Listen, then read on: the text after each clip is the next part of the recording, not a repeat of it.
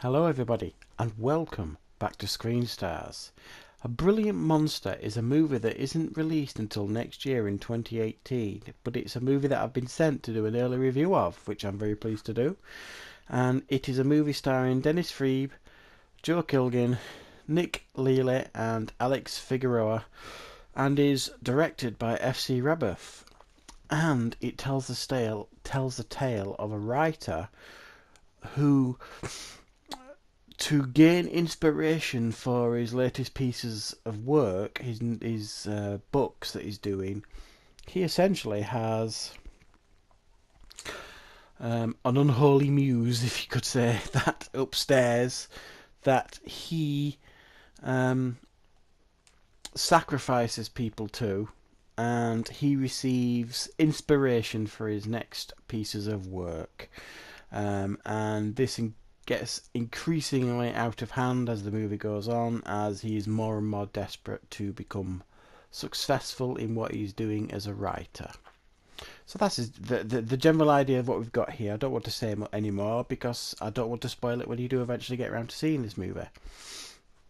And this is a movie that reminded me an awful lot of, if you've seen on my channel in the last month or two, I reviewed an anthology movie called Minutes Past Midnight, and there was a piece in that called Feeder, and it was actually my favourite short story in that anthology movie, and it told the tale of a musician that moved into a flat, and in order for him to gain inspiration for his next songs, he had to sacrifice things within the flat.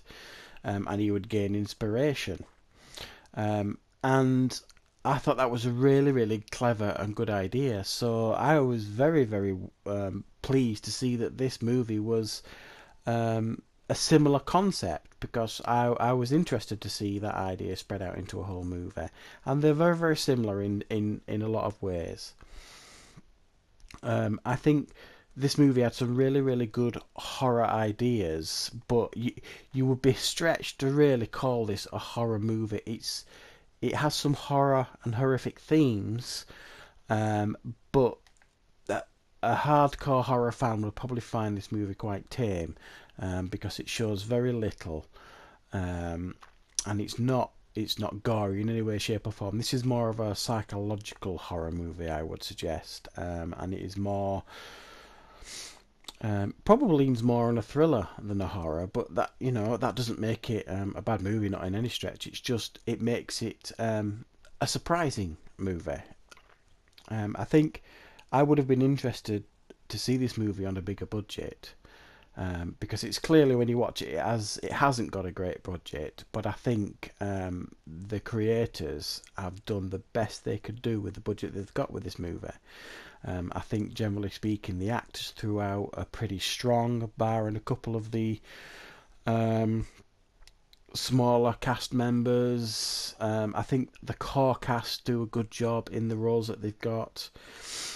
There was a couple of areas I would have liked to have seen explored more. At the beginning of the movie, you see him wiping down a car, obviously trying to get rid of evidence, and then he gets into a vehicle and drives off that's driven by this kind of assistant who we learn is a mute.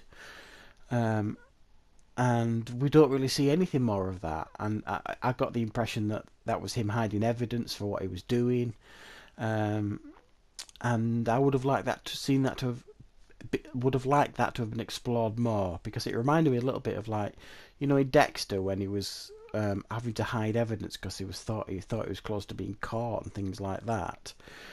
It really piped up the tension, and I thought they could have explored this a little bit more in this movie by him having to scramble to hide evidence and things like that. But we only really see it at the beginning and not anymore.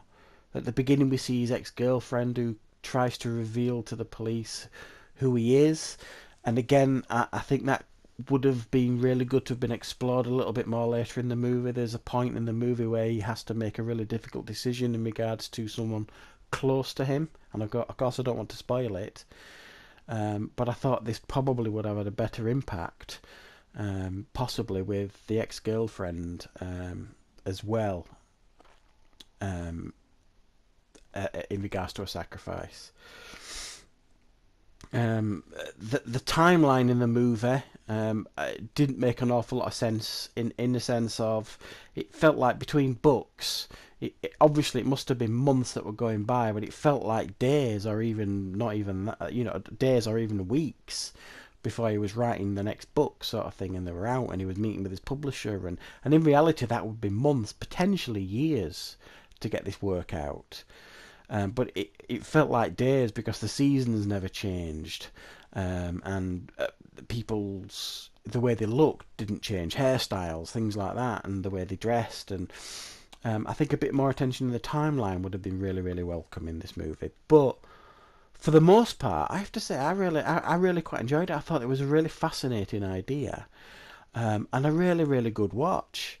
It's not intense. It's in the sense of a horror movie that you're going to be like hiding behind the cushions at. It was well performed, a good idea, um, and I actually thought the lead actor as well was at times the spitting image of Chris Pine, from the Star Trek movies. It was amazing, really. The way initially I thought he was a relative of Chris Pine until I checked his name.